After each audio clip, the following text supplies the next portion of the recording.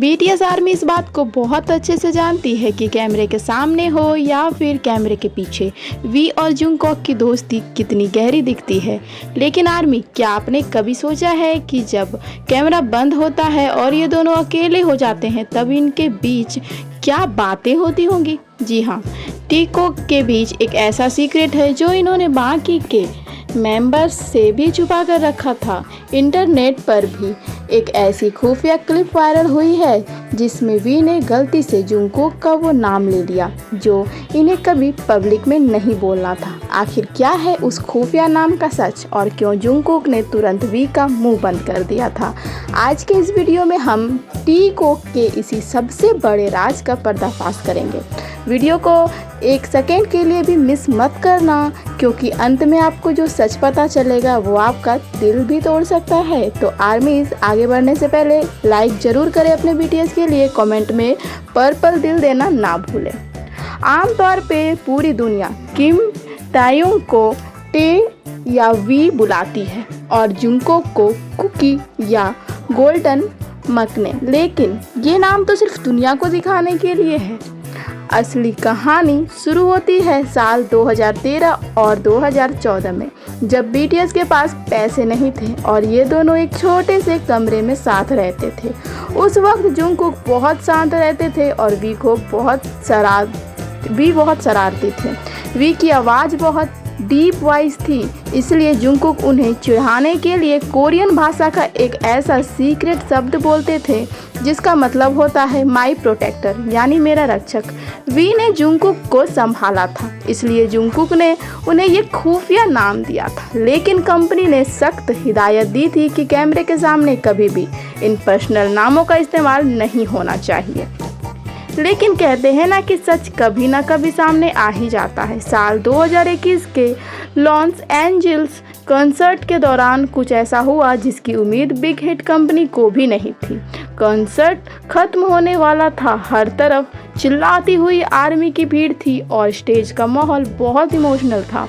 इसी बीच जोश जोश में वे ये भूल गए कि उनका माइक ऑन है। उन्होंने जंगकोक के पास जाकर उनके कान में बिल्कुल वही पुराना सीक्रेट निकनेम पुकार दिया। जैसे ही वो शब्द माइक के जरिए पूरे स्टेडियम में गूंजा, जंगकोक का चेहरा एकदम सफ़ेद पड़ गया।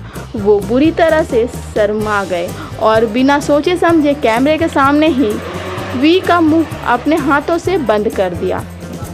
हालांकि कंपनी ने बाद में उस वीडियो क्लिप को इंटरनेट से हटाने की बहुत कोशिश की, लेकिन पक्के फैंस यानी ट्रू आर्मी ने उसे रिकॉर्ड कर ही लिया था। तो ये सिर्फ एक निकनेम नहीं है दोस्तों, ये इन दोनों के बीच का वो अटूट भरोसा है जो पिछले 12 सालों में कभी कम नहीं हुआ। आज भले ही ये दोनों मिलिट्री सर्विस से वापस आ चुके हैं, मैच्योर हो चुके हैं, देश की सेवा करके ये दोनों आ चुके हैं, लेकिन जब भी मिलिट्री से इनकी कोई धुंधली तस्वीर भी बाहर आती थी और जब ये बाहर आ चुके हैं तो फैंस नोटिस करते हैं कि दूर रहकर भी ये एक दूसरे का ख्याल रखते रहें।